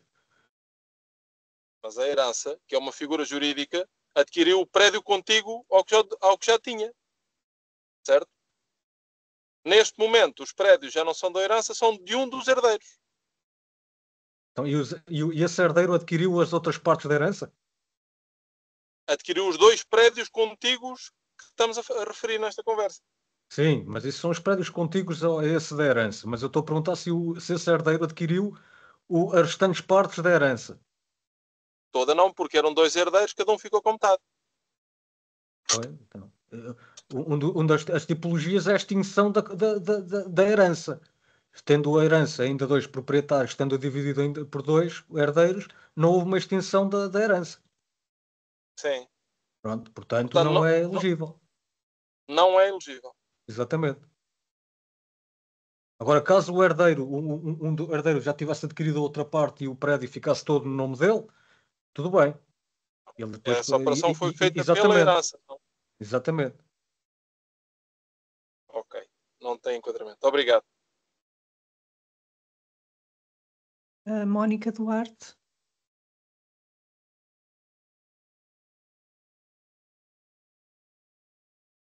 Se calhar já me consegue ouvir, Daniel Faria. Sim, conseguimos ouvi-lo, sim, pode falar. Vou pedir à Mónica para esperar um bocadinho. Eu tenho aqui 2 questões que não percebi muito bem. A primeira, os 50.000 euros de apoio, portanto, nós vamos receber 50%, se tiver um CAI agrícola, portanto, podemos elaborar a candidatura até o máximo de 100.000 euros para receber os 50.000. Ou elaborar a candidatura até o máximo de 50.000 para receber 25.000. Pois, tendo o CAI agrícola, não é? O limite, o valor máximo de apoio que poderá eventualmente receber serão os 50.000 euros. Independente, pois claro que isso é adaptado à candidatura, não é? Claro. Pronto, então, o valor será 50%, o apoio é de 50% sobre o valor elegível, que poderá atingir 50.000 euros. Na totalidade, sim. Não sei, pode ter uma candidatura, 2, 3, o que seja. Sim, já percebi. A outra coisa, os 10.000 euros por hectare, no fundo é um euro por metro quadrado, inclui a avaliação ou a avaliação ou seja, o custo do serviço? Sim. Não, é à parte. São 2 despesas, são 2 valores elegíveis e distintos um do outro, não é? Distintos um do outro, mas exatamente. O valor, os 10.000 euros por hectare inclui os 2? Ou é só para a compra do terreno? No fundo, eu acho que a pergunta é: o valor que a pessoa vai receber está limitado aos tais 10.000 euros por hectare? Sim. Ou é os 10.000 euros é só para a aquisição do terreno e depois a parte que se tem que, no fundo, o serviço do perito avaliador não faz? Sim, não. Os 10.000 euros é relativo à aquisição do terreno. E depois tem, para além disso, 50% também do custo com o serviço do perito. Já percebi. E ainda tenho aqui só mais uma para finalizar. Nas escrituras que já foram efetuadas, a avaliação do perito tem que ter data anterior à escritura? Sim, ou pode tem ser que reportar a data, sim, eles podem... não pode ser posterior? Pode ser posterior. Tem que reportar a data em que foi adquirido o prédio, não é? Na altura. Eles têm essa forma de poder calcular. Daniel, está esclarecido? Sim, obrigado. Ok, obrigada. Lourdes Cardoso, consegue falar? Eu acho que tem o seu microfone ativo, pelo menos aparece-me aqui com essa indicação.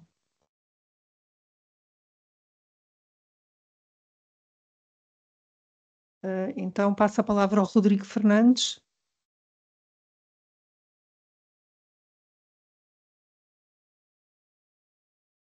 Então, se nenhum dos dois consegue falar, passo à Mónica Duarte.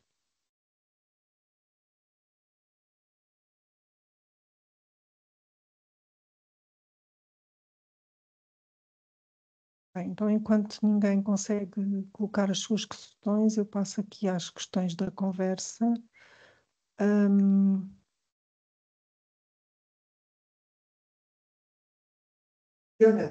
Eu estou aqui com mais 3 técnicos. Peço desculpa, sou eu, Daniel Farinha, novamente. Sim, pode falar. Eu estou aqui com mais 3 colegas. Aliás, é aqui o engenheiro da Associação de Produtores Florestais, que tem algumas candidaturas em mãos, e ele está-me aqui a questionar. Portanto, a shapefile que conta é a shapefile do Bupi. Embora essa área não coincida com a do ISIP, portanto, com a do parcelário, a área da shape a área da candidatura é a área da shapefile, no nosso caso, do BUPI, correto? Sim, a área, o que tem que estar em conformidade é o relatório com a shapefile. O parcelário, isso aí não entra neste Pronto, caso. agora imaginamos que pronto, quando nós fazemos o parcelário, aquilo dá ali uma carrada de casas decimais. Nós ajustamos aquilo que é à décima, à centésima, 2 casas, 3, a seguir à vírgula.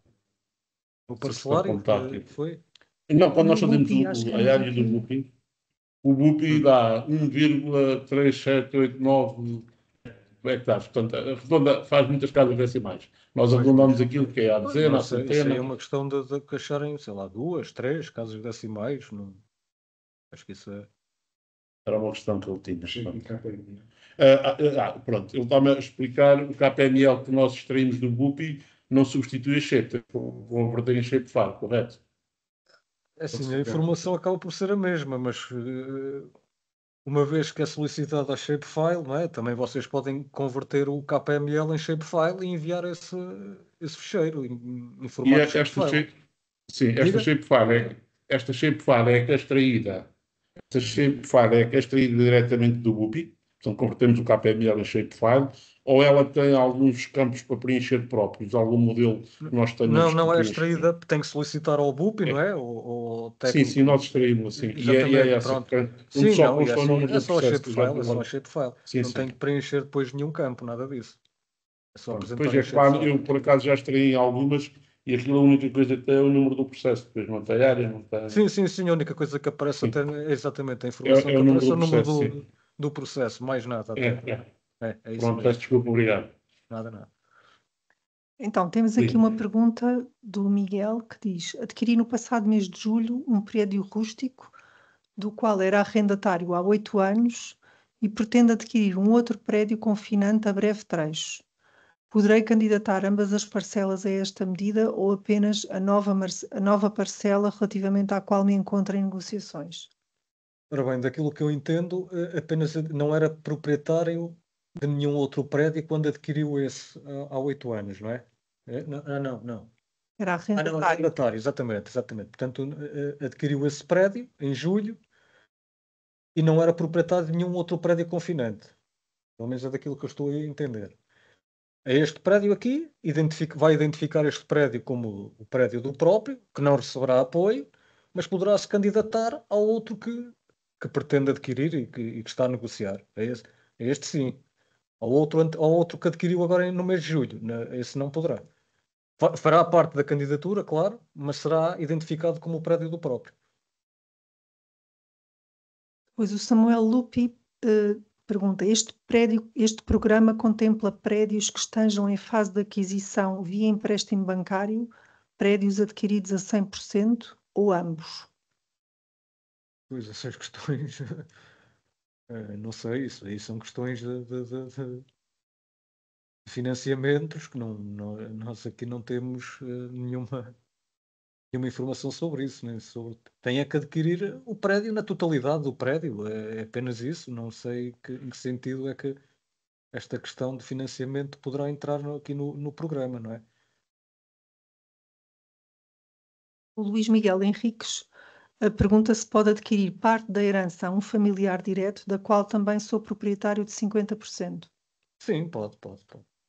Esse é também um dos objetivos, não Sim, é? exatamente. É terminar com as heranças. Extinguir a herança. Esta pergunta já foi respondida, que era a questão da escritura que inclui vários prédios. Se há algum impedimento de candidatura... Diga?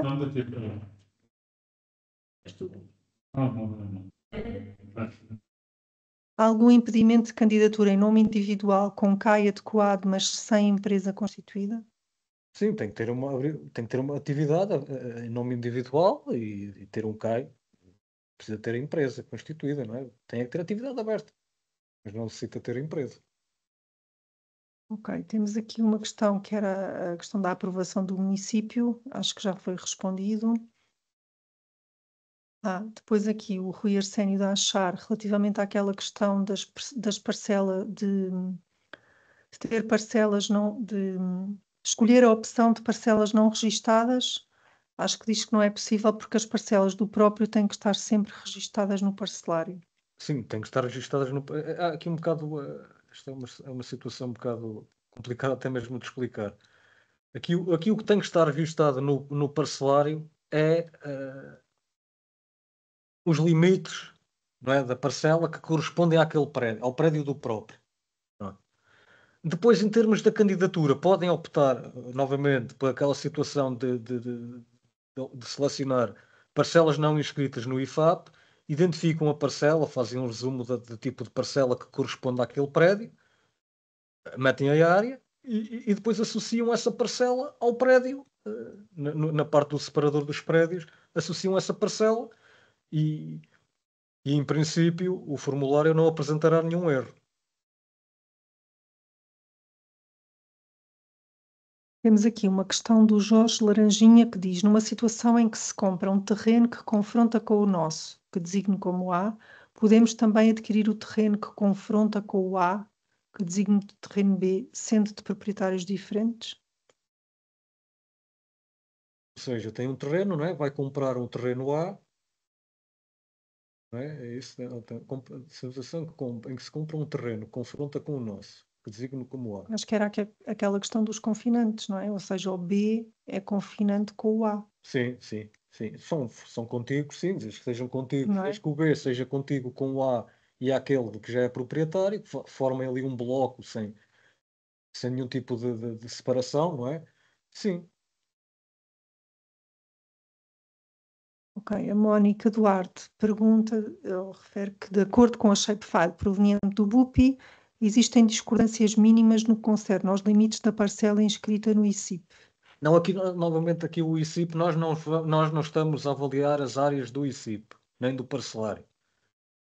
O que tem que coincidir é a shapefile do BUPI, proveniente do BUPI, com o relatório do perito avaliador, apenas isso. Nós não estamos a analisar o parcelário nem as áreas do parcelário. Okay. Depois temos aqui o Miguel Monteiro, que refere que o artigo 5º, cumulação do Regulamento da União Europeia número 2024/3118, que altera o Regulamento 1408/2013, define os auxílios de mínimos no setor agrícola, indica que se uma empresa operar tanto no setor da produção primária de produtos agrícolas como num ou vários setores, ou desenvolver outras atividades abrangidas pelo Regulamento 2023/2831, os auxílios de mínimos concedidos para as atividades do setor de produção agrícola ao abrigo do presente regulamento podem ser cumulados com os auxílios de mínimos concedidos a estes outros setores ou atividades até um limite máximo de 300 mil euros durante um período de 3 anos. As empresas com CAI agrícola e não agrícola deveriam ter direito ao limite máximo de 300 mil euros, correto? Pois isto aqui, é assim, esta questão dos limites de mínimos não passa tanto por nós de GADR, portanto eu recomendo que algumas dúvidas que tenham relativamente aos mínimos que as coloquem diretamente ao IFAP, que é quem está melhor habilitado para poder responder a estas situações sobre os auxílios de mínimo. Nós Pronto, limitamos a transmitir a informação que é dada pelo IFAP. ok. Pronto, depois há aqui uma questão da Raquel Palma da AI Ribatejo, que eu acho que já foi respondida, que é a questão que, no fundo, como o apoio exerce, incide sobre 50%, no fundo o minimis incide sobre os 50%, Sim, não é? sim. E depois há uma senhora Raquel que pergunta se há possibilidade de concorrer para adquirir terrenos que não tenham extremos ou confrontações em comum. Não. Pronto, a Lourdes Cardoso pergunta se o fecheiro Shapefile pode ser o que obtém do ICIP ou ser obrigatório do É GUP. obrigatório do GUP. Pretende adquirir um prédio contíguo com 1,85 hectares e um valor de 30 mil. Se a avaliação for de 22 mil, o montante do apoio é os 22 mil. Sim. Será os 22 mil, metade desse valor, não é? Sim.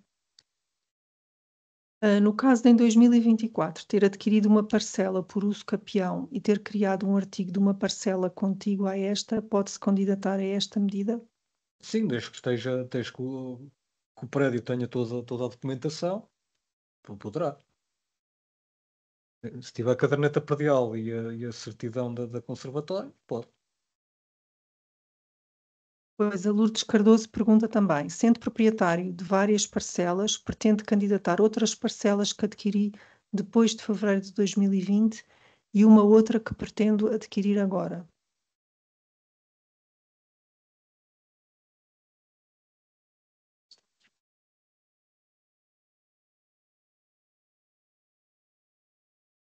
Ou seja, efetuar uma candidatura com prédios que tenha adquirido depois de fevereiro de 2020 e uma futura.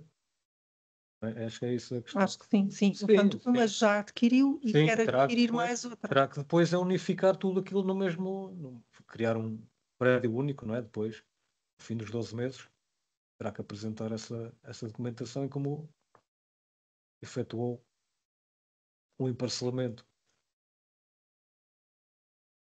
Temos aqui uma pergunta se o contrato de promessa de compra e venda tem de ter as assinaturas reconhecidas.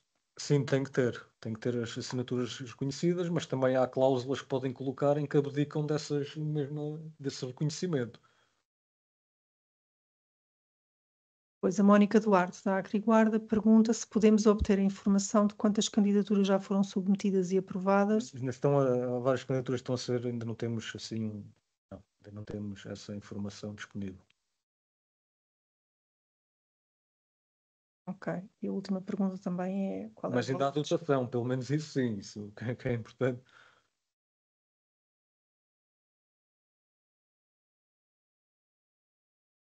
Então, tanto a Lourdes como o Daniel Farinha têm a mão levantada, mas eu julgo que já não querem falar.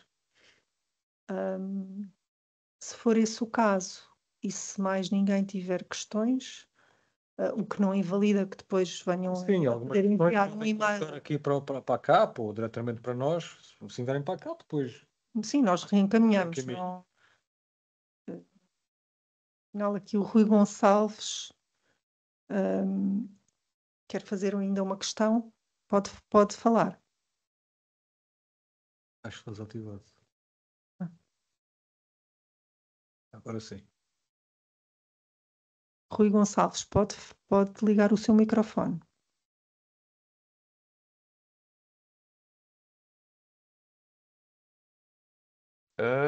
Agora, estão-me a ouvir? Sim. Sim. Ok. Era só uma pequena questão. Na candidatura fala-se num contrato de promessa de compra e venda. Há algum prazo para apresentar a escritura? Não Sim, sei. a escritura tem que ser efetivada até 31 de dezembro de 2025, até o fim do ano. Ok. Portanto, aquele interveniente de há pouco que falou sobre a questão do empréstimo bancário, em princípio, as pessoas que estiverem nessa situação podem se candidatar desde que façam a escritura até ao fim do ano, será? Sim, sim, exatamente, exatamente. Agora, essas questões de financiamento dirá respeito ao candidato. Certo, certo, certo. Portanto, o que é preciso para a candidatura é o contrato de promessa e depois a Exato. escritura até ao fim do ano. Até ao Tá, fim muito do ano, obrigado. exatamente, exatamente. Certo, certo, muito obrigado. Daniel, pode falar. É só ligar o seu microfone.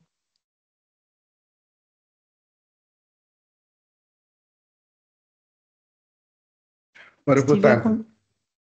Sim, Sim, estão-me a sim. ouvir? Sim, sim. Sim, Olha, é perfeitamente. o seguinte, eu estou aqui com o colega Daniel, e é o seguinte, ao preencher uma candidatura e ao preencher os dados dos prédios, vou a validar e surge lá a seguinte informação. Não existe autorização de venda dada pelo proprietário. De onde é que poderá vir este erro? Essa é um bocado a mesma pergunta de que já tenho respondido. Porque assim, porque para registar na candidatura as parcelas que pertencem a um outro proprietário, ele teria que dar uma autorização de poder identificar essas parcelas. Mas isso é um processo um bocado. Teria que ser junto do IFAP, teria que autorizar. Também acho que na própria plataforma, o IFAP no site, teriam que teriam que autorizar através do site do IFAP. Por isso mesmo eu recomendo que opte por eh, selecionar e inscrever parcelas não registadas no IFAP. Certo.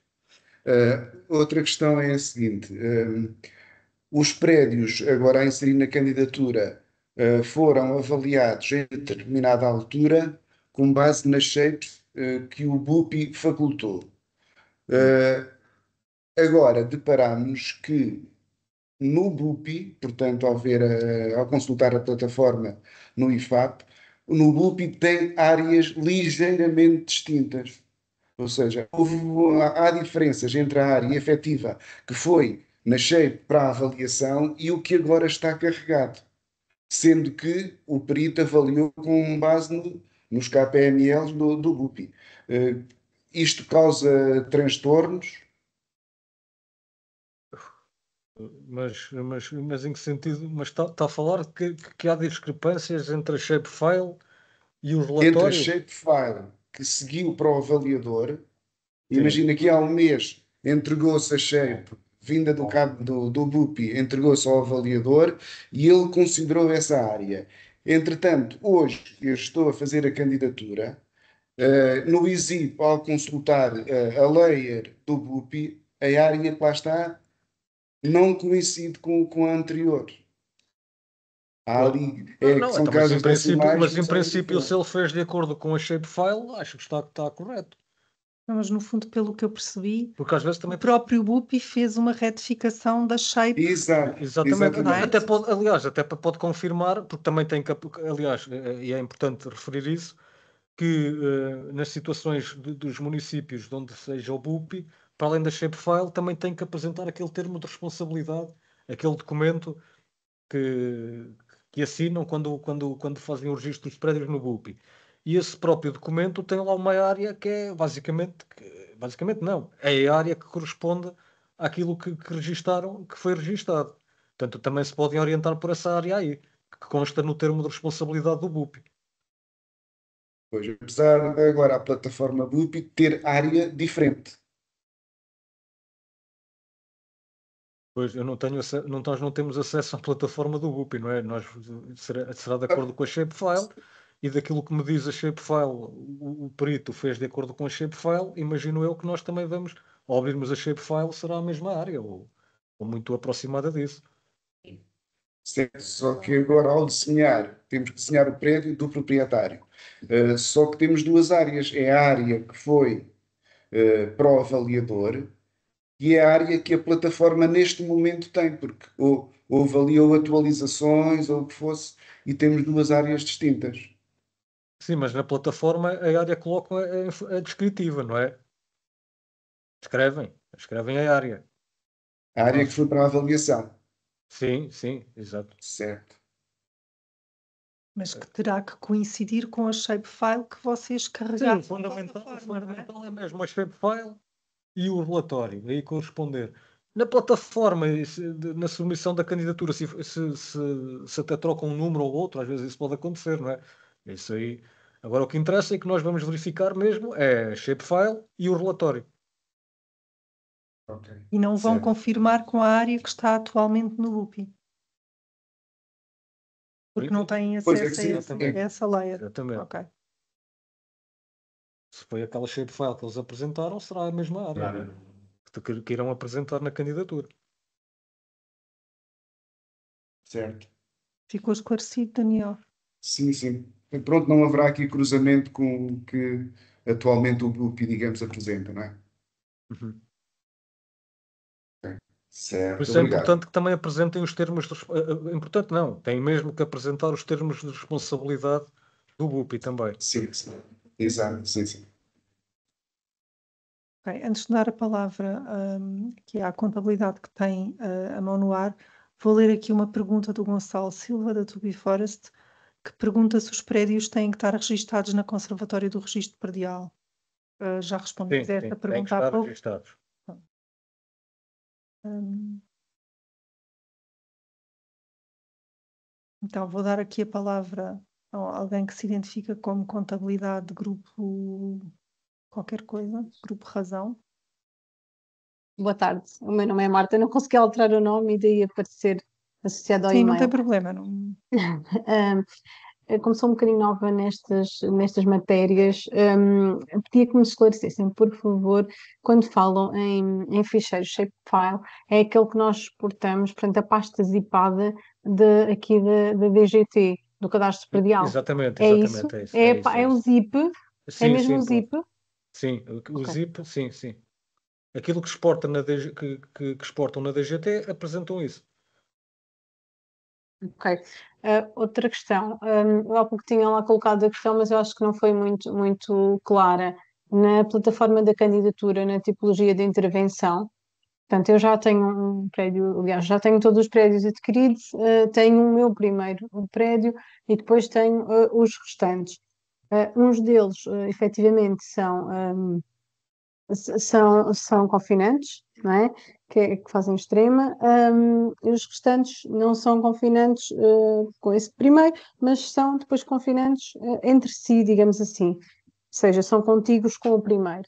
Aqui na tipologia da intervenção, a minha questão era: existe algumas opções, uma delas é aquisição de prédios rústicos confinantes com prédios da mesma natureza, propriedade do adquirente, caso a aquisição contribua para melhorar a estrutura fundiária da exploração.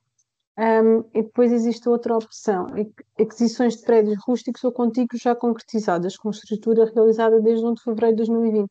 A minha questão prende-se com: eu devo escolher a opção confinantes ou a opção contíguos, uma vez que tenho as duas situações? Sim, são situações em que acabam por se misturar um pouco uma com a outra, portanto não é um pouco indiferente. Ok. Desde que tratam-se de prédios que já tinham adquirido, não é? Neste momento já estão todos adquiridos, sim. Pronto, então coloca essa opção que diz que já adquiridos depois de 1 de fevereiro de 2020. Pode colocar essa. Ok, certo. Está bem, obrigada. Então, temos aqui mais umas perguntas na conversa, da Marta Miranda Pereira. O BUPI admite processos de conciliação administrativa que levam a correções diárias. Será por essa razão? Julgo que isto tem a ver com aquela questão da diferença de áreas. Pois, isso aí. Faço Mas ideia acho que como o ultrapassa BUPI. um bocadinho. Exato. Depois a Irmelinda Pereira pergunta o que fazer nas situações em que há áreas sobrepostas no BUPI. Nestas situações, por isso é que é importante apresentarem, é importante não, e é obrigatório apresentarem o termo de responsabilidade que está validado por o técnico do município. E, em princípio, estando validado pelo técnico do município, depois, se houver questões de sobreposições, isso será o BUPI, não é? Tem que estar validado por um técnico do município. A Lourdes Cardoso fala de uma questão de um prédio adquirido em leilão em que a avaliação é feita no ato da aquisição e compra efetuada pelo valor da avaliação. Neste caso, a avaliação já efetuada é baseada em avaliação efetuada, de acordo com aquilo que eu percebo. De qualquer forma, isto não dispensa Sim, a avaliação exatamente, do perito avaliador, O não é? relatório do perito avaliador é um documento obrigatório, tem que apresentar.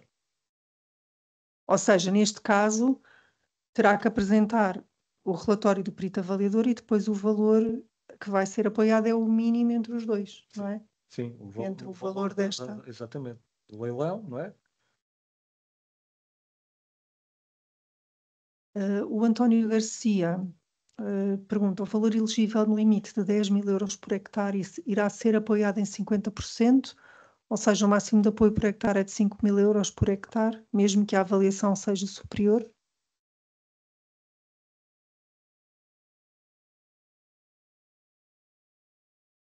Sim, podemos dizer isso, que um prédio com 1 hectare, o apoio é 5.000 euros, sim. No máximo, não é? São 50% dos 10.000, sim. Basicamente é isso.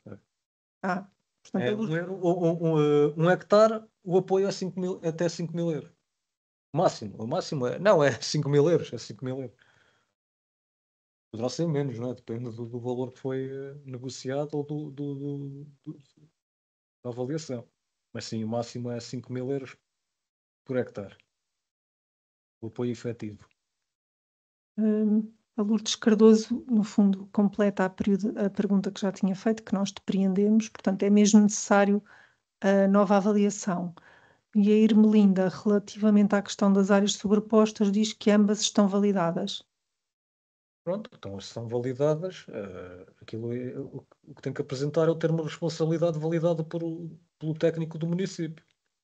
É o que consta no aviso. Questões de sobreposição, isso aí nós não temos nada a opinar sobre isso.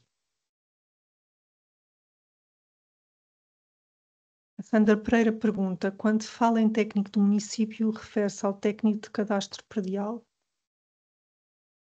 Quando falo em técnico do município, é os municípios, não é? De onde estão em regime do BUPI, têm salas, não é? Para as pessoas irem lá e efetuar o registro dos prédios no BUPI. São atendidos por técnicos, portanto serão esses técnicos. Não é especificamente um técnico, até poderá ser um técnico de cadastro predial, mas é técnico do município.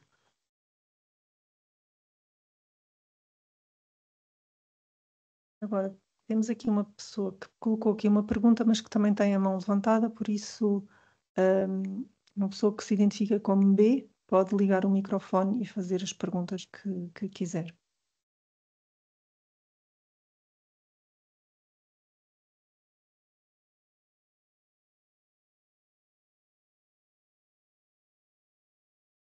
Enquanto não consegue, eu vou dar a palavra novamente à senhora do Gabinete de Contabilidade. Peço desculpa, mas eu não fixei o seu nome, mas pode falar. Não há problema. A minha dúvida tem a ver aqui. Um dos critérios dos prédios é estarem localizados em terrenos classificados no PDM em solos rústicos, rurais, espaços agrícolas, florestais ou equivalentes ou em espaços naturais. Portanto, para provar esta situação, basta eu obter as plantas de localização. No caso em concreto do nosso município, é possível obter estes documentos online. Mas depois existem várias opções para obter vários formatos, digamos assim, várias informações. Existe alguma específica? Existe processos 2.000, processos 5.000, enquadramento de PDM, existem assim várias opções. Não sei se há alguma opção em específico que devo selecionar. Pois, isso aí dependerá da plataforma que o município tem, não é? Eu não faço ideia qual é que é a opção a selecionar. De qualquer das formas, nós com a Shapefile depois também conseguimos verificar o PDM através também da DGT, que a própria DGT também tem plataformas para isso. Carregamos a Shapefile para lá e conseguimos verificar o PDM onde o prédio está localizado. Ok, então eu não tenho que colocar, não tenho que anexar à candidatura a planta de localização. Não é necessário, não é necessário. Poderá ir no relatório do perito, que há peritos avaliadores que fazem que um relatório assim mais completo e até colocam plantas que indicam o PDM, mas caso não, nós verificamos, nós próprios, quando da verificação da candidatura, nós validamos essa informação. Ok, certíssimo, certíssimo. Obrigada. António Rodrigues, já consegue ligar o seu microfone? Então eu vou ler aqui a pergunta que colocou. Fiz um contrato de arrendamento em 2009, posteriormente adquiri o prédio ao lado. Quando da escritura de compra foram as duas feitas em simultâneo? Pergunta se pode candidatar ao programa. Não, se foi feito, a escritura dos dois prédios foram feitas no mesmo dia, não era proprietário de nenhum prédio confinante a esses prédios, portanto não é elegível. Temos aqui uma última pergunta do José Aires, que diz que está previsto um limite de apoio de 50.000 euros para empresas com CAI agrícola e 300.000 euros para empresas sem CAI agrícola. E qual é o enquadramento para os proprietários individuais? Depende do CAI que tiverem inscrito, não é? Será, se for agrícola, se tiverem um CAI agrícola, será 50.000 euros. Caso não, será 300.000. É obrigatório, tem que ter em nome CAI. individual, é obrigatório ter um CAI, exatamente. Bem, então, se mais ninguém tem questões, julgo que podemos dar por encerrada esta sessão. Mais uma vez queria agradecer a disponibilidade da DGADR, em particular do João Mesquita e da Mariana Sardinha, por estarem aqui connosco e por responderem a todas as perguntas que colocámos. Volto a dizer que futuras perguntas podem enviar para aqueles e-mails que divulgamos e também podem também enviar aqui para a CAP, sendo que nós também reencaminhamos para a DGADR, portanto, no fundo é só demorar um bocadinho mais aqui no percurso, não é? Por isso acho que podem enviar diretamente e muito obrigada e muito obrigada a todos que participaram e colocaram as suas dúvidas, porque isso também acaba por esclarecer outras pessoas que estão a assistir e que não fizeram perguntas. Ok. Esta sessão foi gravada. Daqui a uns dias nós vamos colocar a gravação no nosso site. Se procurarem, entrando no nosso site, tem logo um separador que diz iniciativas. Dentro das iniciativas tem os eventos e aparece em geral por ordem cronológica, portanto este há de aparecer logo no início. De qualquer forma, se não aparecer, podem no motor de busca procurar por emparcelar por ordenar, que encontram e depois logo veem o vídeo da gravação.